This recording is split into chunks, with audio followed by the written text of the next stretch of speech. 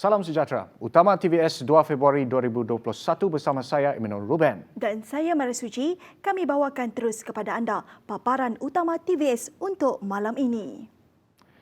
Seramai 16,000 keluarga di Kapit dan Song yang terjejas akibat pelaksanaan Perintah Kawalan Pergerakan PKP akan menerima bantuan bekalan makanan bermula Khamis ini. Timbalan Ketua Menteri Dato' Amar Awang Tengah Liasan berkata semua mod pengangkutan akan digunakan bagi mengagihkan bantuan itu termasuk menggunakan helikopter. Awang Tengah yang juga pengerusi Jawatan Kuasa Kecil Rantaian Bekalan Makanan berkata kerajaan negeri sedar masalah yang dihadapi penduduk dan menggerakkan seluruh jentera bagi membantu penduduk terjejas. Katanya penghantaran bekalan makanan itu akan diadakan secara berperingkat-peringkat. Sejumlah 1.42 juta ringgit diperuntukkan bagi program bantuan makanan di bahagian Kapit dan Song yang melibatkan 4 kawasan Dewan Undangan Negeri iaitu Pelagus, Katibas, Bukit Goram dan sebahagian Dun Belaga. Seperti yang kita tahu dengan pelaksanaan MCO ini, maka pergerakan-pergerakan agak terhad, limited. Dan disebabkan itu, kerajaan negeri memutuskan untuk memberi bantuan sedikit sebanyaklah untuk meringankan beban. Peruntukan bekalan makanan berkenaan akan disalurkan terus kepada Jawatan Kuasa Pengurusan Bencana Negeri JPBN Sarawak bahagian Kapit dengan kerjasama JPBN Sarawak Daerah Kapit, Belaga dan Song. Pengagihan makanan oleh kedua-dua JPBN Sarawak bahagian dan daerah juga mendapat kerjasama agensi berkaitan lain termasuk Jawatan Kuasa Kemajuan dan Keselamatan Kampung JKKK, Ketua Masyarakat serta Pertubuhan Bukan Kerajaan NGO.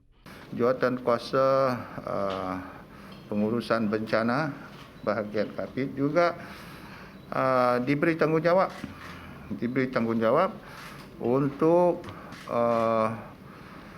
mengkoordinasikan dari segi pengedaran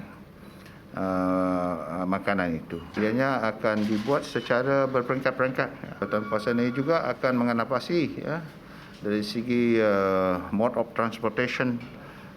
PKP di bahagian Kapit secara keseluruhan 442 rumah panjang yang terjejas dengan 268 adalah di daerah Kapit sementara 174 rumah panjang di daerah Song.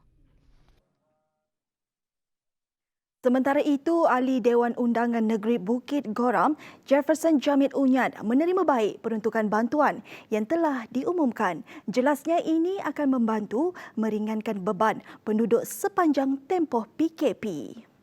Because we have a disaster committee in Kapit to handle this case this bantuan makanan from the state government jadi kita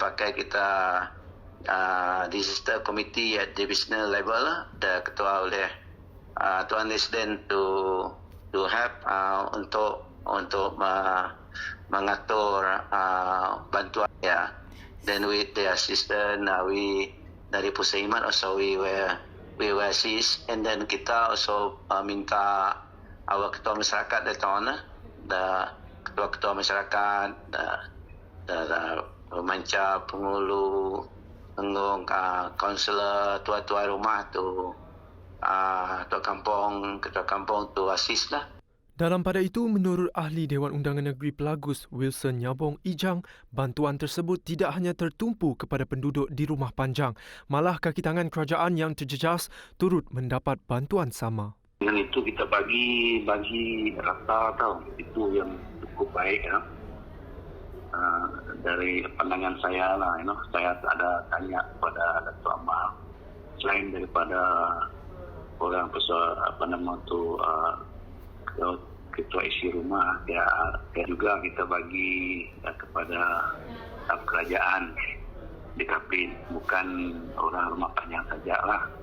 So semua kita bagi, itu yang cukup baik. kita akan berusaha lah bekerjasama dengan Jurukuasa Bencana bahagian yang mengendalikan pembagian bantuan itu dari kita punya pusat khidmat yang berhormat di bahagian daerah Kapit dan daerah Song. Penggunaan drone oleh pihak berkuasa ketika Perintah Kawalan Pergerakan PKP terbukti berkesan dalam memberi hebahan serta peringatan. Lebih-lebih lagi kepada orang ramai untuk terus patuh dengan arahan bagi mengekang penularan wabak COVID-19. Diperkenal penggunaannya sejak fasa pertama PKP. Teknologi itu diguna pakai sepenuhnya oleh anggota polis Diraja Malaysia PDRM dan Angkatan Tentera Malaysia ATM untuk menyampaikan maklumat selain memantau pergerakan orang ramai. Penggunaannya kini diteruskan Markas Division Pertama Infanteri Malaysia sepanjang pelaksanaan PKP di Sibu. Menurut Panglima 1 Division, Major General Datuk Zulkafli Mustafa, drone yang digunakan dilengkapi dengan pembesar suara yang akan menghebahkan pesanan dalam 3 bahasa iaitu bahasa Inggeris, Cina dan Iban. Dapatkan maklumat perisikan kita pakai drone. Even drone kita sekarang ni, drone kita ni canggih dan kita gunakan drone di Sibu, Bandar Sibu untuk buat hebahan kepada penduduk di Sibu supaya patuh kepada SOP. Dan latest yang kita ada hari itu di Sibu Jaya, kita pakai di Sibu Jaya untuk hebahkan. Sibu Jaya ada 30,000 penduduk kat Sibu Jaya, kita hebahkan pakai drone. Kita pakai drone juga di Rumah Panjang. Beliau berkata demikian pada sidang media ketika melakukan pemantauan penguatkuasaan PKP di sekatan Jalan Raya Subabuan Bau pada Selasa. Sementara itu katanya, setakat Januari 2021, sebanyak 71 pendatang asing tanpa izin parti dan 5 tekong telah ditahan dengan nilai rampasan hampir RM250,000. Daripada bulan 5 tahun lepas, 2020 sampai bulan Disember, sebenarnya kita dah tahan dalam 620 parti. Dalam 37 tekong yang kita tahan. Dan nilai rampasan barang yang kita rampas dalam 3.3 juta. Tahun ni baru Januari kita tahan 71 parti dengan 5 tekong dan rampasan dalam 250,000 dah. So mungkin disebabkan oleh desakan hidup di sebelah Kalbar sana dan dia masuk untuk cari kerja di sini. Susulan kejadian tanah runtuh di kilometer 1 Jalan Melekun Mujong Kapit setakat pukul 5 petang tadi, kerja membina laluan lencongan bagi menyambung semula. Jalan perkenaan sedang giat dijalankan. Ketua Balai Bomba dan Penyelamat Kapit, penolong penguasa bomba Irwandi Tugur ketika dihubungi TVS memberitahu laluan tersebut dijangka dibuka kepada orang ramai esok. Walau bagaimanapun bergantung kepada keadaan cuaca, sama ada dapat disiapkan lencongan pada petang ini ataupun akan disambung esok hari. Jadi untuk makluman juga kepada semua pengguna jalan raya Mujong Melekun dan seterusnya ke Kapit, berkemungkinan jalan tersebut akan dibuka untuk laluan pada keesokan hari. Irwandi berkata kejadian runtuhan yang dipercayai berlaku jam 5.30 pagi Selasa itu tidak menyebabkan kemalangan jiwa. Runtuhan dipercayai berlaku susulan tanah lembap dan hujan berterusan sejak malam Isnin mengakibatkan laluan tersebut terputus. Seramai 2 anggota bomba dihantar ke lokasi kejadian untuk membuat pemantauan.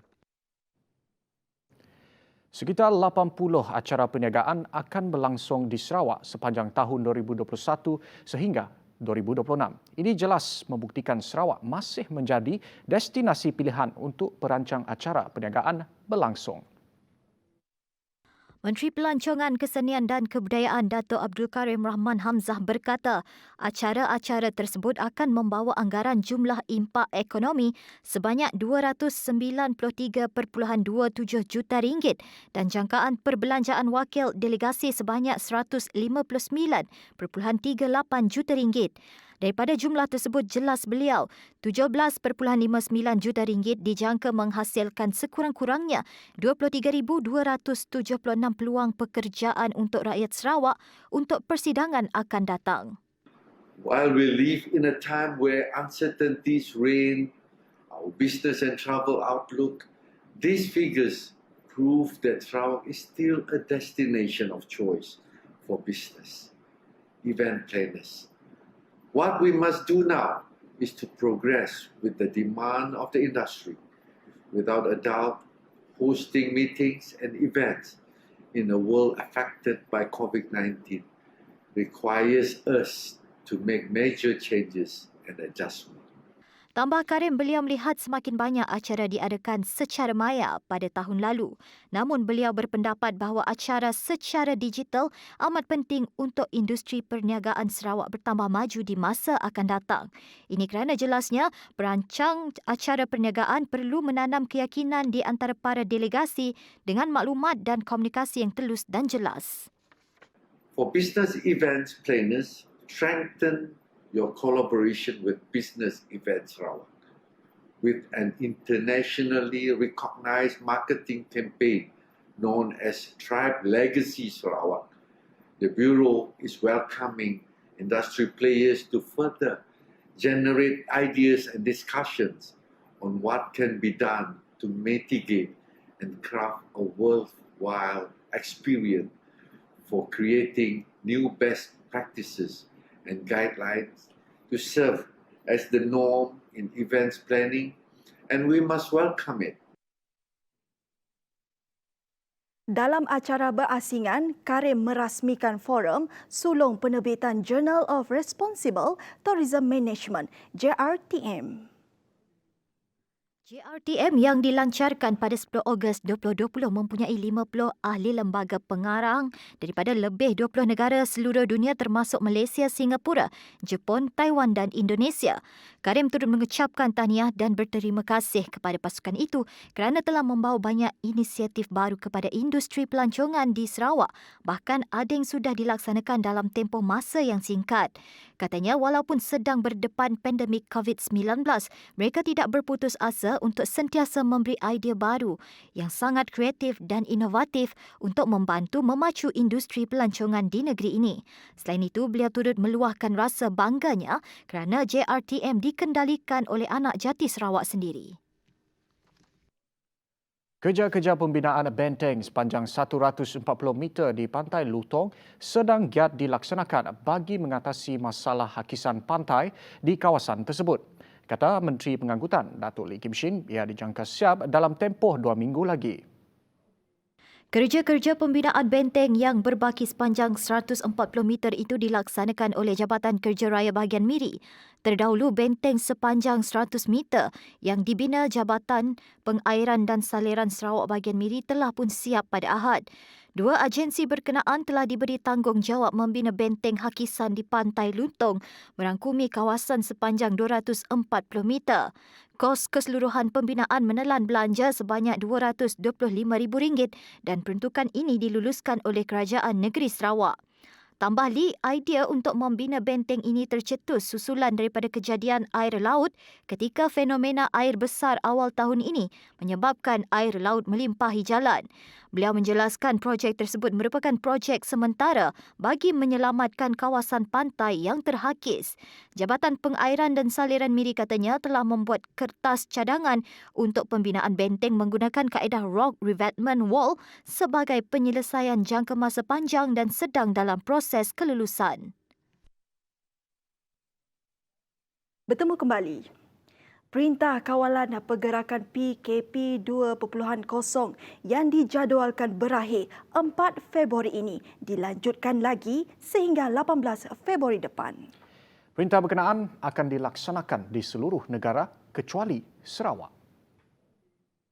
Kanan Keselamatan Datuk Seri Ismail Sabri Yaakob berkata, keputusan itu diambil atas penilaian risiko dan nasihat daripada Kementerian Kesihatan Malaysia KKM yang menyaksikan tren peningkatan kes di semua negeri. Perkara itu diputuskan pada mesyuarat khas Majlis Keselamatan Negara mengenai Perintah Kawalan Pergerakan PKP pada Selasa.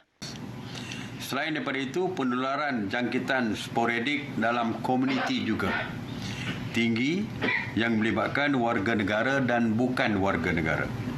Sehubungan dengan itu, di atas penilaian risiko dan nasihat KKM, sidang khas hari ini bersetuju untuk melanjutkan PKP 2.0 di seluruh negara bermula daripada 5 hingga 18 Februari 2021 kecuali di negeri Sarawak yang kekal di bawah PKPB, kecuali kawasan-kawasan Sarawak yang telah diisytiharkan sebagai PKPD.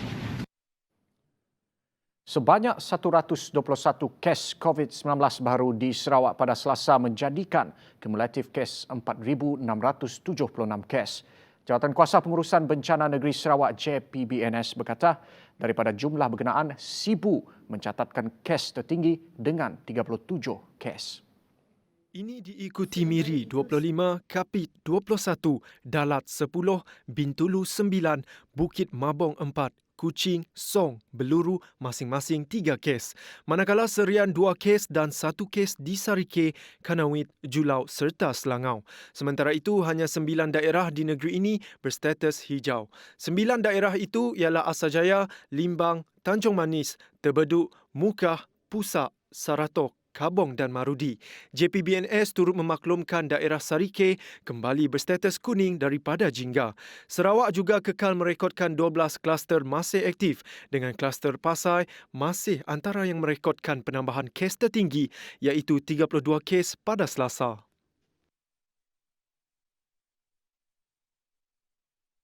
Sementara itu, secara keseluruhan, Malaysia merekodkan sebanyak 3,455 kes baru COVID-19 dalam tempoh 24 jam. Ini menjadikan jumlah kumulatif kes COVID-19 kini sebanyak 222,628 kes. Daripada jumlah itu, sebanyak 5 kes import dilaporkan yang menerima jangkitan daripada luar negara, manakala selebihnya merupakan kes tempatan. Kes aktif dengan keboleh jangkitan COVID-19 kini sebanyak 47,847 kes. Kes kematian baharu mencatatkan pertambahan sebanyak 21 kes, menjadikan jumlah keseluruhan kes kematian adalah sebanyak 791 kes. Setakat ini, sebanyak 327 kes sedang menerima rawatan di unit rawatan rapi ICU dan daripada jumlah itu, 145 kes memerlukan bantuan pernafasan. Sementara itu juga, jumlah kes sembuh terus catat peningkatan sebanyak 3,661 kes, menjadikan jumlah kumulatif kes sembuh kini sebanyak 173,990 kes. Seramai 1,989 penduduk melibatkan 221 buah rumah dari Kampung Pinang, Kota Semerahan menjalani saringan bagi operasi pengesanan kes aktif COVID-19. Ujian saringan COVID-19 itu dijalankan dari rumah ke rumah dan saringan juga diadakan di Masjid Kampung Pinang bermula 9 pagi sehingga 3 petang. Proses ujian saringan tersebut dikendalikan oleh seramai 102 orang petugas kesihatan termasuk para petugas daripada agensi kerajaan lain. Saringan itu dilakukan atas arahan Jawatankuasa Pengurusan Bencana Bahagian Samarahan susulan penularan kes COVID-19 di kawasan berkenaan. Fasiliti kesihatan di hospital swasta kini bersedia menerima sejumlah pesakit COVID-19 bagi membantu mengurangkan kesesakan pesakit-pesakit COVID-19 yang kini mula memenuhi fasiliti kesihatan kerajaan. Pengerusi Nexus Penjagaan Kesihatan Swasta PHPN Datuk Dr. Jacob Thomas berkata, hospital swasta menyediakan sebanyak 71 unit ventilator kepada hospital kerajaan di seluruh negara. Menurut Dr. Jacob, penyedia kesihatan swasta sentiasa menyokong arahan dan usaha kerajaan dalam menangani apa sahaja situasi berkaitan penjagaan kesihatan di Malaysia.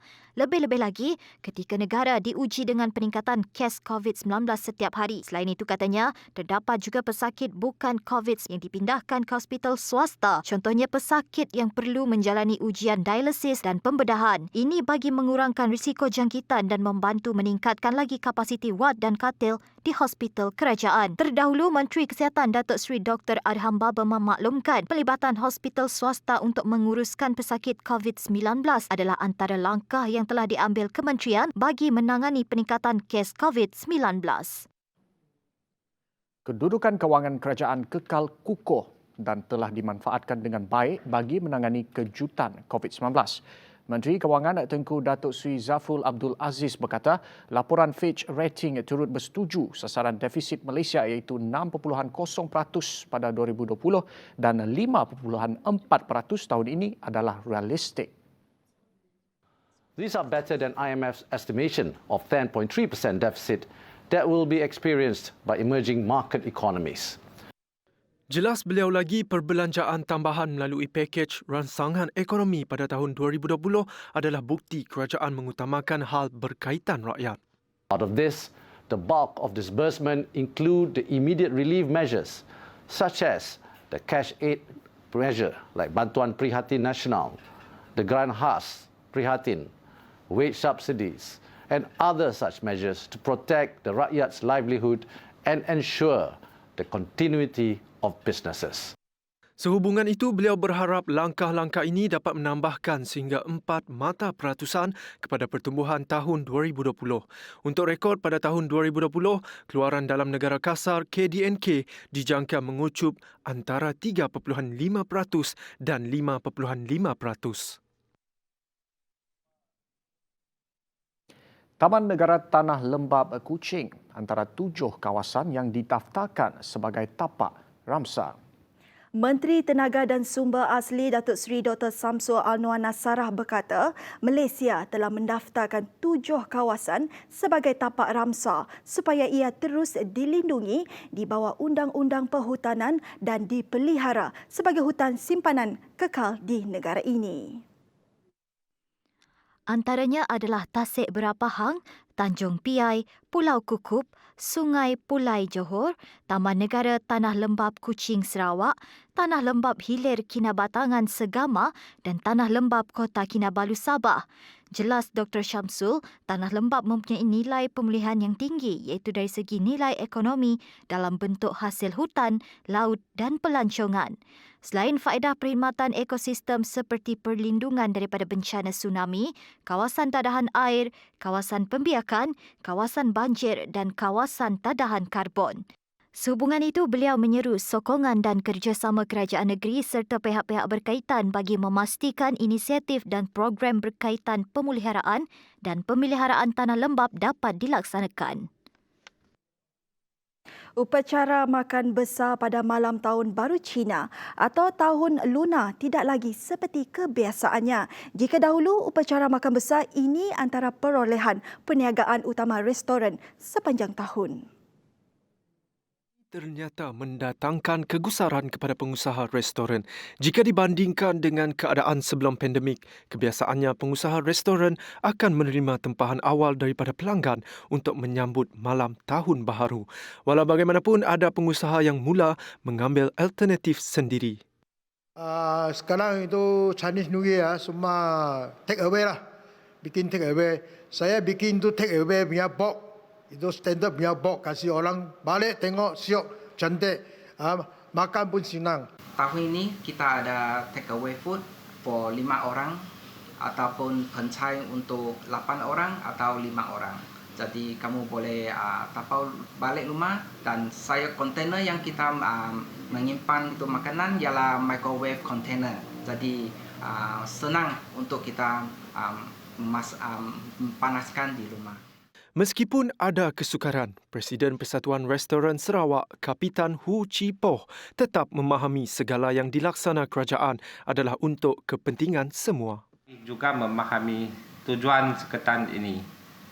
Oleh itu, saya menkesan semua orang, sama anda di industri catering, restoran atau pelanggan, sila sentiasa patuhi SOP dengan tegas. Seorang wanita berusia 49 tahun lumpuh hampir 2 minggu selepas dipercayai dipukul oleh adik lelaki bongsunya dengan batang penyapu. Ketua Polis Daerah Sibu ACP Stanley Jonathan Ringgit berkata mangsa Tiong Mi Kiong mengalami dislokasi pada 2 bahagian tulang belakangnya iaitu C5 dan C6 sehingga menyebabkan mangsa lumpuh dari paras dada hingga ke bawah. Walaupun akan menjalani pembedahan esok, peluangnya untuk pulih adalah tipis. Stanley mendedahkan hubungan adik-beradik berkenaan tidak baik sejak sekian lama. Terdahulu sengketa yang tercetus antara mangsa dan suspek iaitu adiknya sendiri bermula ketika si adik mendesak meminta wang daripada mangsa. Namun mangsa enggan memberinya menyebabkan suspek bertindak memukul mangsa menggunakan batang penyapu. Jelas Stanley lagi suspek juga dipercayai terus memukul mangsa walaupun tidak berdaya dan terbaring di lantai. Kes akan dirujuk kepada Pegawai Perlindungan Jabatan Kebajikan untuk mendapatkan perintah perlindungan sementara untuk mangsa. Manakala suspek pula direman 7 hari bermula 2 Februari ini untuk membolehkan siasatan dijalankan mengikut Seksyen 326A Kanun Keseksaan kerana sengaja menyebabkan kecederaan dengan senjata. Taska dan tadika di bahagian Sibu tidak dibenarkan beroperasi berikutan peningkatan kes mendadak di daerah berkenaan. Walau bagaimanapun, Menteri Kebajikan Kesejahteraan Komuniti, Wanita, Keluarga dan Pembangunan Kanak-kanak, Datuk Seri Fatimah Abdullah berkata, ia hanya akan dibenarkan beroperasi sekiranya terdapat permintaan mendesak terutamanya daripada pekerja barisan hadapan. Kementeriannya memberi kelonggaran kepada pekerja barisan hadapan kerana mengambil kira tugas dan tanggungjawab mereka ketika ini. Permohonan untuk tujuan itu, ujarnya, perlu dilakukan menerusi kementeriannya dan pihak kementerian akan menyemak permohonan tersebut sebelum diluluskan. Setakat ini terdapat 1 permohonan di Sibu. Namun setelah disemak, permohonan tersebut bukan daripada pekerja barisan hadapan. Baik Maria, serta semua penonton, tahukah anda boleh menyelamatkan bumi dengan memadam kamera ketika melakukan mesyuarat secara maya? Mengikut kajian yang dilakukan oleh penyelidik dari Purdue University, Yale University dan The Massachusetts Institute of Technology, mesyuarat secara maya selama 1 jam boleh mengeluarkan 150 ke 1,000 gram karbon dioksida. Menarik Ruben, ini bererti kurangnya penggunaan data, maka kuranglah kerosakan terhadap alam sekitar. Mulai hari ini, padamkan kamera anda, kurang pengeluaran karbon. Bersama kita selamatkan alam sekitar. Sekian utama TVS untuk malam ini. Saya Mara Suji. Dan saya Benar Ruben. Salam hormat dan selamat malam.